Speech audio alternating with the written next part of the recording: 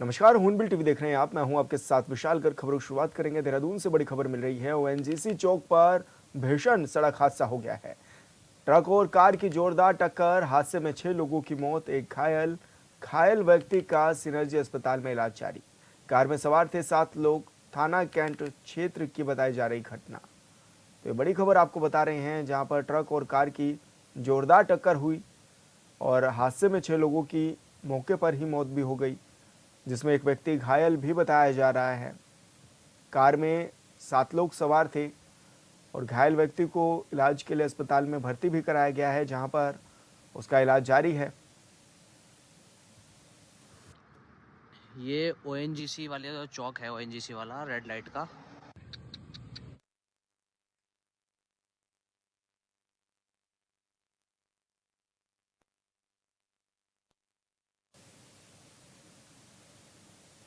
और संवाददाता अरुण सैनी हमारे साथ फोन लाइन पर जुड़ गए हैं। अरुण, क्या कुछ जानकारी मिल रही है, किस तरह से बड़ा हादसा हो गया है? देर रात रणजीत चौक के राजूर पर एक बड़ा हादसा हुआ है, जिसमें कि ट्रक और एक इनोवा कार की जो है जोरदार भिड़ंत हुई है। जिसमें कि इनोवा कार की बात की जाए तो उसमें 7 लोग सवार थे, जिसमें कि 6 लोगों की मौके पर ही मौत हो गई, जिन्हें पुलिस के द्वारा मौके पर ही जो है उन कार से निकाला गया है। और एक जो घायल है उसको सिनर्जी अस्पताल में भर्ती कराया गया। हालांकि उसकी हालत भी नाजुक बताई जा रही है। वहीं ट्रक ड्राइवर मौके से फरार हो गया, जिसके बाद जो है पुलिस उसकी जांच में भी जुटी हुई है और उसकी तलाश जो लगातार कर रही है। और ऐसे में बताया जा रहा है कि जो 6 लोगों की मौत हुई है वो छात्र और छात्राएं हैं। कोई दिल्ली का रहने वाला है, कोई हिमाचल का रहने वाला है, और यहाँ पर वो घूमने के लिए जो है वो आए थे। और इसी दौरान ये बड़ा हादसा जो है वो हुआ है। ऐसे में पुलिस अभी मामले की जांच में जुटी हुई है। किस तरीके से हादसा हुआ, किस वजह से जो इतना बड़ा हादसा ये हुआ, क्या कुछ कारण हादसे के रहे हैं, और इसी के साथ जो ट्रक चालक फरार हुआ है उसकी भी जो है तलाश में पुलिस प्रशासन जुटा हुआ है। और उसके बाद जो है पूरी जांच होगी और जांच के बाद ये तमाम चीजें स्पष्ट होंगी कि इस हादसे की पूरी वजह और कारण क्या है। अरुण, पुलिस मामले में किस तरह की जांच पड़ताल भी कर रही है, और जो एक व्यक्ति जो घायल बताया जा रहा है उसकी स्थिति अभी कैसी बनी हुई है? जी विशाल, जो अभी घायल है उसे अस्पताल में देर रात ही जो है एडमिट कराया गया सिनर्जी अस्पताल में। और अभी उसकी हालत नाजुक बताई जा रही है। और ऐसे में अभी इलाज जो है हालांकि उसका चल रहा है। तो ऐसे में अभी आगे वाले समय में जिस तरीके से इलाज चलेगा उसके बाद ये तमाम चीजें क्लियर होगी, किस हालत में कितना सुधार आता है। हालांकि पुलिस प्रशासन पूरे मामले की जांच में जुटा हुआ है, मामले की पूरी तफ्तीश जो कर रहा है, सीसीटीवी कैमरे चेक किए जा रहे हैं। उसके बाद ये तमाम चीजें जो क्लियर होंगी कि इस हादसा क्यों हुआ है, किसकी गलती है, किसकी गलती के कारण जो है इतना बड़ा हादसा वो हुआ है। बिल्कुल अरुण, बहुत शुक्रिया आपका तमाम जानकारी साझा करने के लिए।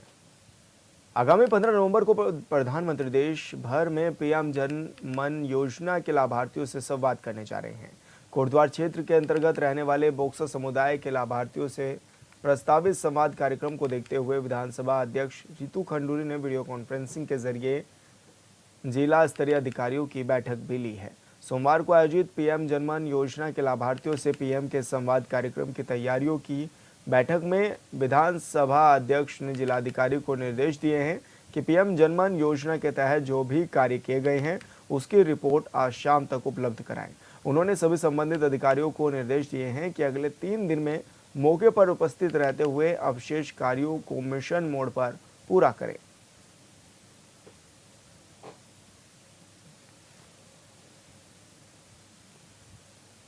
तो आपको बता दें कि प्रधानमंत्री जनमन के लाभार्थियों से संवाद करने जा रहे हैं, जिसको लेकर पौड़ी में रहने वाले बोक्सर जनजाति समुदाय के लोगों से भी बातचीत करेंगे और इस दौरान उनको लाभ पहुंचाने के लिए भी कवायद जारी है, जिसको लेकर विधानसभा अध्यक्ष रितु खंडूरी ने अधिकारियों के साथ एक बैठक भी की है। और इस दौरान बैठक में दिशा निर्देश भी दिए गए हैं। अधिकारियों को ये कहा गया है कि वो क्षेत्र का निरीक्षण भी कर लें और जो लाभार्थी हैं उनसे बातचीत भी कर लें। प्रधानमंत्री भी उन लोगों के साथ जुड़ेंगे।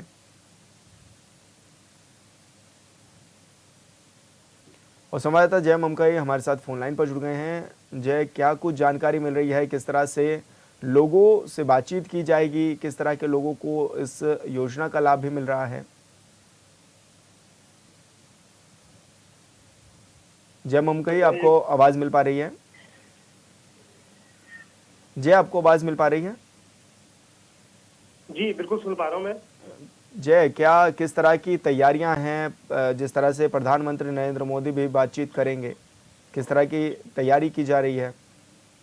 जी देखिए, हमेशा हमेशा से उत्तराखंड के अंदर जब भी किसी जो है राष्ट्रीय नेता का जो है दौरा हुआ है, तो लोगों में जो है काफी खुशी का माहौल देखा जाता है। तो इस बार जो माहौल लोगों से बातचीत करके निकल के आ रहे हैं सामने, वो बिल्कुल हटके है। लोगों की काफी उम्मीदें, आज विश्वास जुड़ा हुआ है कि प्रधानमंत्री नरेंद्र मोदी जी आ रहे हैं, तो उनके लिए तरह तरह की जो है अपनी बातें जो है सामने रखी जाएगी। क्या विकास को लेकर किया जाए, क्या जन समस्याओं को लेकर किया जाए। हाल फिलहाल में जो लोगों से बातचीत करके सामने निकल के आ रहा है, वो खुशी का माहौल बना हुआ है। जी, तो अभी क्या माने, किस तरह की तैयारियां भी हैं, क्योंकि विधानसभा अध्यक्ष ने अधिकारियों के साथ बैठक भी ली थी?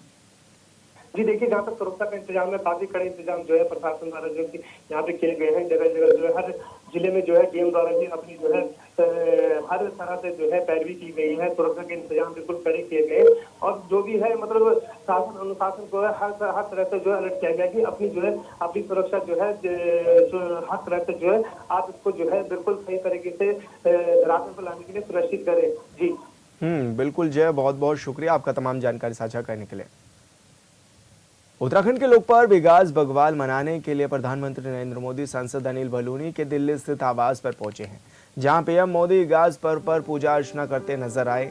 इस दौरान अनिल बलूनी के आवास पर सांस्कृतिक कार्यक्रमों का भी आयोजन किया गया। साथ ही प्रधानमंत्री नरेंद्र मोदी ने इगास के पर्व पर उत्तराखंड वासियों को पर्व की शुभकामनाएं भी दी हैं।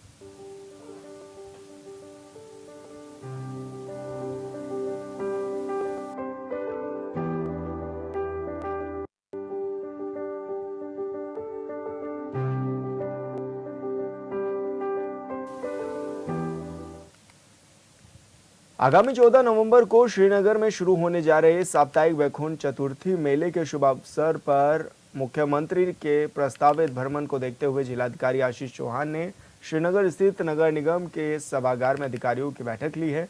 बैठक में सुरक्षा, कानून व्यवस्था, सांस्कृतिक कार्यक्रमों, साहसिक जल क्रीड़ा, विभागीय स्टॉल समेत विद्युत, पेयजल, फायर सेफ्टी समेत तमाम पहलुओं पर विचार विमर्श किया गया है, जिसके बाद सभी संबंधित अधिकारियों को समय से तैयारियां पूरी करने के भी निर्देश दिए गए हैं।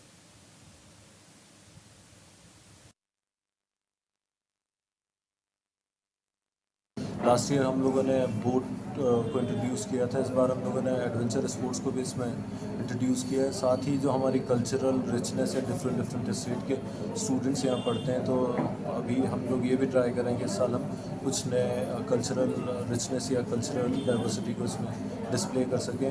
वेपन्स को लेकर के भी एक सेगमेंट बनाए जाने हैं, पुराने श्रीनगर शहर की विरासतों को लेकर फोटोग्राफ्स को इकट्ठा करने का प्रयास किया जा रहा है। तो इस तरीके से हम लोग ट्राई कर रहे हैं कि हमारे मेले को एक राष्ट्रीय स्तर की पहचान किस तरीके से मिले। उत्तराखंड में दीपावली के 11 दिन बाद इगास या बूढ़ी दीपावली का पर्व मनाया जाता है। वहीं पौड़ी में भी इस पर्व को धूमधाम से मनाया गया है। इस अवसर पर आयोजित कार्यक्रम में जिलाधिकारी डॉक्टर आशीष चौहान ने बहलों खेला और लोगों को मिठाइयां बांटकर सभी को इगास की शुभकामनाएं भी दी हैं।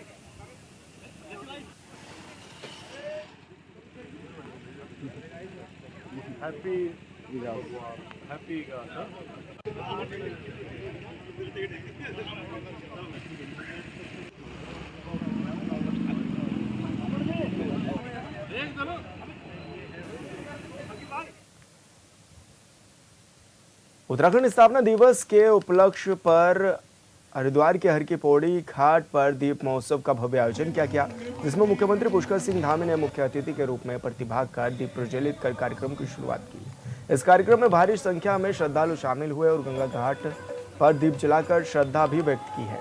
इस मौके पर हरिद्वार रुड़की विकास प्राधिकरण की ओर से 500 ड्रोन की अद्भुत शो भी आयोजित किया गया, जिसमें आसमान में कई आकृतियां बनाई गई जो आकर्षक का केंद्र रही। वहीं प्रसिद्ध गायक कन्हैया मित्तल ने अपने भजनों से श्रद्धालुओं को मंत्रमुग्ध कर दिया और माहौल भी भक्तिमय बना दिया है।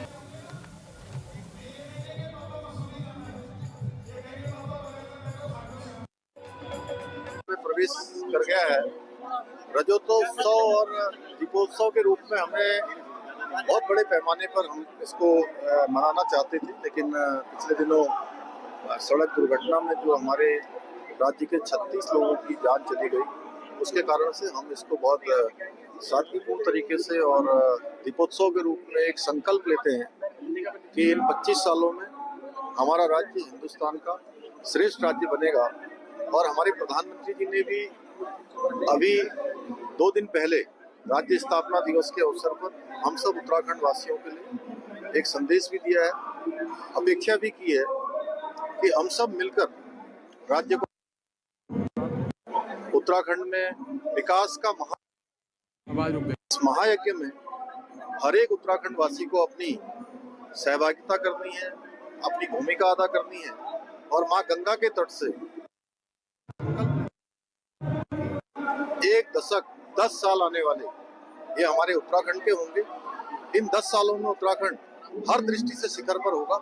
ये मां गंगा हम सब पर अपना आशीर्वाद करेगी, अपनी कृपा करेगी और दीपोत्सव के इस अवसर पर हम पूरे राज्य के सभी राज्यवासियों के लिए उनकी सुख समृद्धि के लिए हर प्रकार से मंगल कामना उन पर हो। सभी का कंबाइंड एफर्ट था। एक प्रेरणा मिली हमें हरिद्वार की जनता से, गंगा सभा से, यहाँ के समाज से, ताकि हम ऐसा भव्य कार्यक्रम यहाँ करा पाए। साथ ही हमारी प्राधिकरण की टीम ने काफ़ी मेहनत करी स्टेडियम के इनॉग्रेशन में, और ये सभी लोगों का प्यार है कि हम लोग ये कर पाए हैं। आप देख सकते हैं केबल ब्रिज की लाइटिंग भी स्टार्ट हो गई है, डाम कोठी की भी लाइट स्टार्ट हो गई है, चंडी ब्रिज की भी हमने लाइट स्टार्ट कर दी है, फसाड लाइटिंग। ऐसे हम हर की पौड़ी को हम आशा करते हैं प्राधिकरण अपने स्तर से और जिला प्रशासन भी अपने स्तर से और भव्य। हरिद्वार में दीपोत्सव कार्यक्रम के बाद भजन संध्या का कार्यक्रम भी आयोजन किया गया है, जिसमें मुख्य अतिथि मुख्यमंत्री पुष्कर सिंह धामी सहित कई सियासी दिग्गज भी शामिल हुए हैं। भक्ति गायन के लिए दिव्य सम्मान पुरस्कार से सम्मानित कन्हैया मित्तल ने एक से बढ़कर एक प्रस्तुति भी दी है।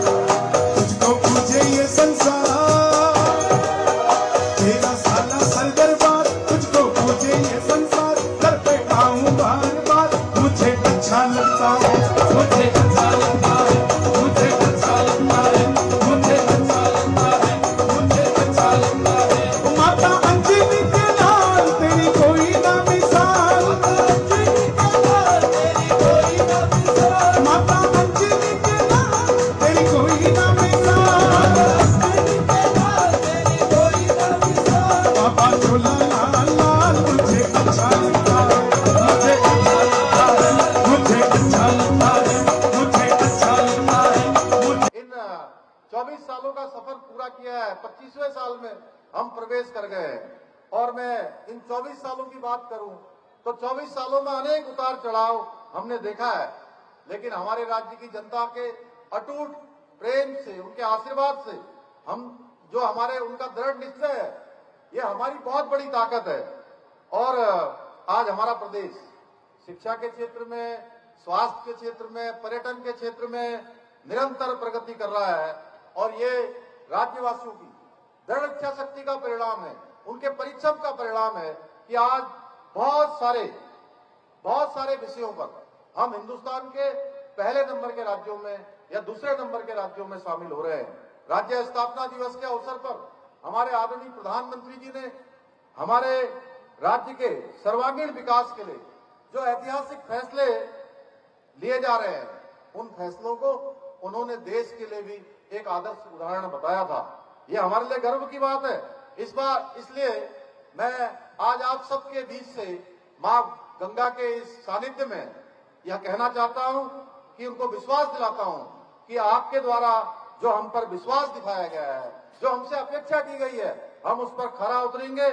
आदरणीय प्रधानमंत्री जी के मार्गदर्शन में हमारी सरकार ने राज्य में कई महत्वपूर्ण योजनाएं और नीतियां सफलतापूर्वक लागू की है, जिससे आज राज्य का समग्र विकास सुनिश्चित हो रहा है। अभी पिछले साल राज्य के लिए भारत सरकार के नीति आयोग द्वारा जो आंकड़े सतत लक्ष्यों को प्राप्त करने वाले राज्यों की सूची में उत्तराखंड राज्य को पहला स्थान देश में प्राप्त हुआ है भाइयों बहनों। यही नहीं, आज युवाओं को रोजगार देने के मामले में भी हमारा राज्य अग्रणी राज्य के रूप में उभर कर सामने आया है। 4.4% की कमी लाकर राष्ट्रीय औसत को भी पीछे छोड़ने का काम हमारे राज्य ने किया है। इसके अलावा और भी अनेक ऐतिहासिक निर्णय लिए हैं जिसके आप सब साक्षी हैं। जो पहले की सरकारों के समय में जिनको ठंडे बस्ते में डाल दिया था, उन पर हमने कड़ाई से फैसला लिया है। हमने समान नागरिक संहिता लागू करके एक गौरव हर एक उत्तराखंड वासी को प्राप्त हो गया है कि देश की आजादी के बाद उत्तराखंड पहला राज्य है जहां समान नागरिक संहिता का विधेयक पारित होकर कानून बन चुका है। इसके साथ ही नकल विरोधी कानून लागू करके जिसने वर्षों से जो हमारे युवाओं के साथ खिलवाड़ हो रहा था, उनकी मेहनत पर पानी फेरा जा रहा था, उनके भविष्य को बर्बाद किया जा रहा था, भाइयों बहनों हमने पारदर्शिता के साथ इस कानून को लागू करने के बाद 18,500 से भी ज्यादा नियुक्तियां हमारे राज्य के नौजवान युवाओं को प्राप्त हो गई है। और सारी की सारी नौकरियां बिना किसी पक्षपात के, बिना किसी नकल के संपन्न हुई हैं। उत्तराखंड टेबल टेनिस एसोसिएशन के तत्वाधान में देहरादून के परेड ग्राउंड मैदान में बहुउद्देशीय हॉल में चल रही स्टेट टेबल टेनिस प्रतियोगिता में चमोली जिले के टेबल टेनिस खिलाड़ियों ने अपना जलवा बरकरार रखा है। आज इगाज पर चमोली जिले के लिए टीटी खेल से 5 ब्रोंज और 1 सिल्वर मेडल जीतने की खबर से चमोली जिले के से लेकर सीमांत जोशीमठ में खुशी का माहौल है, जिसके बाद खेल विभाग चमोली के अधिकारियों ने भी टीटी टीम चमोली को उनके बेहतर प्रदर्शन के लिए शुभकामनाएं दी हैं।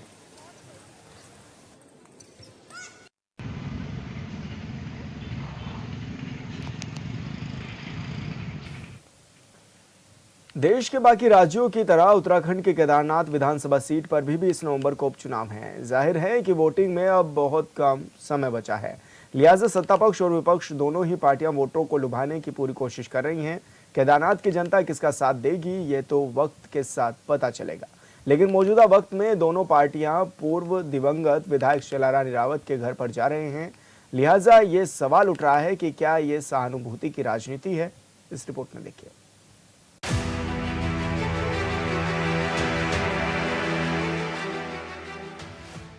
उत्तराखंड के केदारनाथ से आई इन तस्वीरों पर सत्ता पक्ष और विपक्ष के बीच राजनीति है और मीडिया में कुछ सवाल। इन तस्वीरों को देख सवाल उठता है कि क्या यह सहानुभूति लेने की कोशिश है। ऐसा इसलिए क्योंकि हरीश रावत ने दिवंगत विधायक शैलारानी रावत की बेटी यानी ऐश्वर्या रावत से मुलाकात की और तस्वीरें सोशल मीडिया पर साझा की। इसके बाद बीजेपी की उम्मीदवार आशा नौटियाल भी ऐश्वर्या रावत के घर पहुंच गई, जिसकी तस्वीरें आपके सामने हैं। जनता पार्टी के कार्यकर्ता हैं और पूर्व से देहता कार्यक्रम आशा जी उनके यहाँ जाना था, हमारे भरत चौधरी जो विधानसभा के संयोजक वहां गए। अब हरीश रावत जी को शैला जी की मृत्यु के बाद इतने दिन बाद संवेदना याद आ रही है चुनाव के समय पे, तो मैं कुछ ना कुछ कहने की स्थिति में नहीं हूँ, लेकिन ठीक है, संवेदना देने का भी समय होता है, लेकिन चुनाव के समय अगर वो उनके घर पर जाकर संवेदना को उन्होंने व्यक्त किया वो भी स्वागत योग्य है। केदारनाथ उपचुनाव के बीच कांग्रेस में क्या बड़ा होने वाला है या नहीं, ये तो सियासत करने वाले ही जानते होंगे, लेकिन अगर बीजेपी के प्रदेश अध्यक्ष दावा कर रहे हैं तो कुछ तो बात होगी। फिलहाल सोशल मीडिया पर इन तस्वीरों को लेकर तरह तरह की चर्चाएं हैं।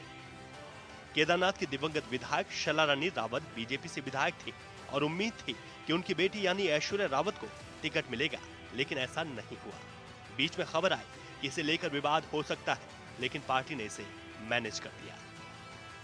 भाजपा नेता में कोई खटपट नहीं, कांग्रेस को सचेत करने के लिए फोटो डालने पड़े।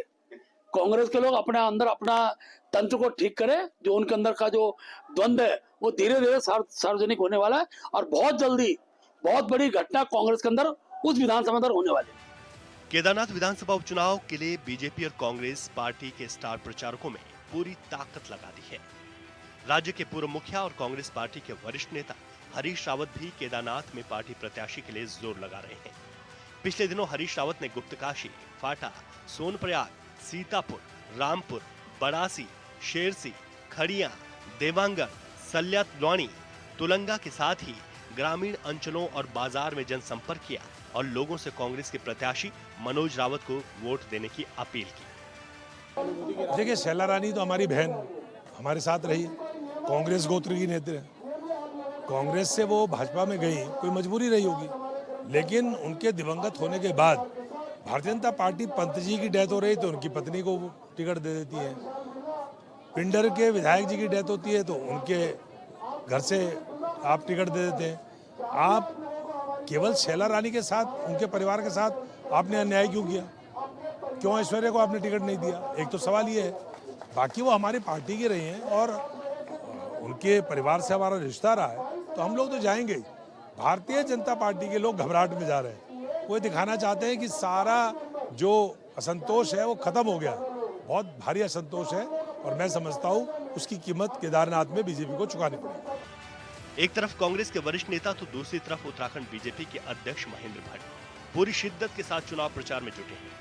महेंद्र भट्ट के कहने पर पार्टी के नेता उन राज्यों या शहरों का भी दौरा कर रहे हैं जहां प्रवासी उत्तराखंड वासियों की संख्या अच्छी है। बीजेपी के लोग प्रवासी उत्तराखंड वासियों से अपील कर रहे हैं। भारतीय जनता पार्टी का जो प्रवासी प्रकोष्ठ है, खासतौर पर उत्तराखंड के दृष्टिकोण से प्रकोष्ठ बने हुए हैं, वो देश के उन राज्यों में जहां भारतीय जनता पार्टी का में बड़ी संख्या में भारतीय समाज के लोग वहां निवास करते हैं। और हमारा प्रयास है कि केदारनाथ विधानसभा में आपदा के बाद अनेकों लोगों का पलायन हुआ है। बड़ी संख्या में उनके मतदाता काम के सिलसिले में दिल्ली में है, चंडीगढ़ में है, हरियाणा में, लुधियाना में। तो हमारे जो प्रवासी कार्यकर्ता केदारनाथ विधानसभा के अंतर्गत जिनका क्षेत्र पड़ता है, ऐसे सब लोग के साथ मेरा मिलना हो रहा है। दिल्ली में मेरी बैठक हुई है, आज मैं लुधियाना आया हूँ, लुधियाना के अंदर बैठक है और मैं कह सकता हूँ बड़ी संख्या में अच्छा मतदान केदारनाथ के इस बाई इलेक्शन में हो, ये पार्टी की रणनीति का हिस्सा है। और निश्चित रूप से मैं कह सकता हूँ कि बड़ी संख्या हमारे कार्यकर्ता, जो प्रवासी कार्यकर्ता हैं, जो जिनका क्षेत्र केदारनाथ क्षेत्र में पड़ता है, वो सब लोग मतदान के लिए अपने गाँव पहुँचेंगे। केदारनाथ सीट पर 90,000 वोटर हैं, जिसमें करीब 47,000 महिला वोटर्स हैं। जाहिर है जिस पार्टी को आधी आबादी ने वोट कर दिया, उस पार्टी की जीत तय है। बीजेपी ने आशा नौटियाल को टिकट दिया है तो कांग्रेस ने मनोज रावत को मैदान में उतारा। 20 नवंबर को वोटिंग है और वोटिंग से पहले दोनों पार्टी के दिग्गज नेता जीत सुनिश्चित करने के लिए जोर लगा रहे हैं। बीजेपी विकास कार्यों के दम पर वोट मांग रही है तो कांग्रेस सरकार की खामियों को उजागर कर जनता को साधने की कोशिश कर रही है। चुनाव में जीत किसकी होगी, इसे लेकर कुछ नहीं कहा जा सकता है, लेकिन इतना तो साफ है, बद्रीनाथ और मंगलौर सीट हारने के बाद बीजेपी किसी भी हाल में केदारनाथ सीट जीतना चाहती है।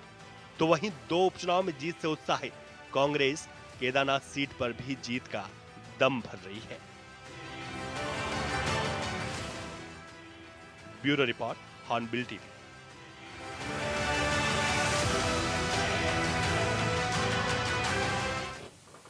और फिलहाल इस बुलेटिन में इतना ही। आप देखते रहिए हॉर्नबिल टीवी। नमस्कार।